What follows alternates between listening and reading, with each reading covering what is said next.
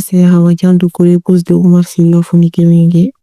En principe, moi, je l'attendais. Parce que les essentiels revenaient. À la journée de 8, on a passé la journée parce que quand il est là-bas, on parle beaucoup au téléphone.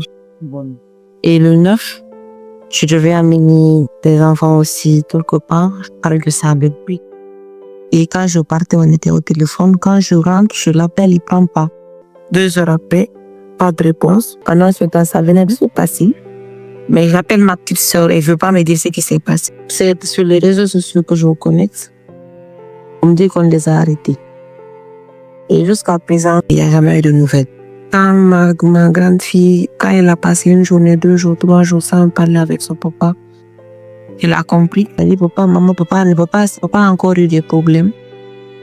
Je dis oui, mais bientôt on va l'avoir au téléphone parce que moi, même moi dans ma tête, je ne réalisais pas que on n'allait pas avoir de nouvelles, que ça allait rester comme ça.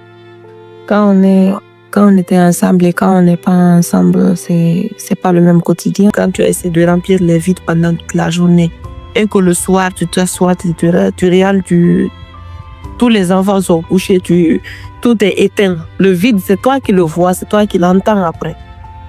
Ce silence, c'est toi qui le vis, quoi, après. Moi, c'est mon mari, je sais qu'il me manque parce que j'ai toujours vécu avec lui, je le connais depuis je ne sais quand, mais c'est pour les enfants, ça doit être encore plus pénible parce que c'est pas tous les jours que les enfants vont exprimer ce qu'ils ressentent. Ils peuvent pas l'exprimer tous les jours, quotidiennement, chaque fois. Et moi, actuellement, il y a des jours où je n'ai même pas envie que mes enfants qu'ils s'en rappellent ou qu'ils s'en souviennent parce que c'est leur père. Je l'accepte, mais dès que vous en parlez, c'est des journées qui finissent en pleurs. J'essaie de faire en sorte que cela ne dépasse jamais l'espoir qui est en moi. Parce que je continue à me battre en sachant que c'est ce que Omar aurait voulu que je fasse. Et j'espère que de là où il est, il continue aussi à se battre, qu'il est courageux, comme il a toujours été courageux. Je sais que ça ne va pas l'anéantir. Et tant que je continue à penser à lui, je sais qu'il ne tombe pas dans l'oubli.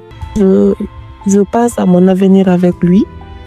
Et parce que même aujourd'hui, malgré qu'il ne soit pas là, moi, dans ma tête, je me dis que peut-être qu'il n'est pas là physiquement.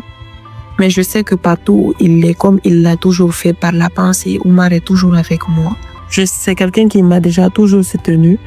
Et moi, c'est pas maintenant que je vais le lâcher. Je continue à garder le cap en le gardant toujours par la pensée avec moi. Ça m'arrive même parfois de m'asseoir, de prendre ses photos, de discuter avec lui parce que c'est ma façon à moi peut-être de continuer à toujours le garder avec moi, de garder la foi parce que tout ce que nous vivons aujourd'hui finira par tout finir par aucun règne n'est éternel, tout finit par finir.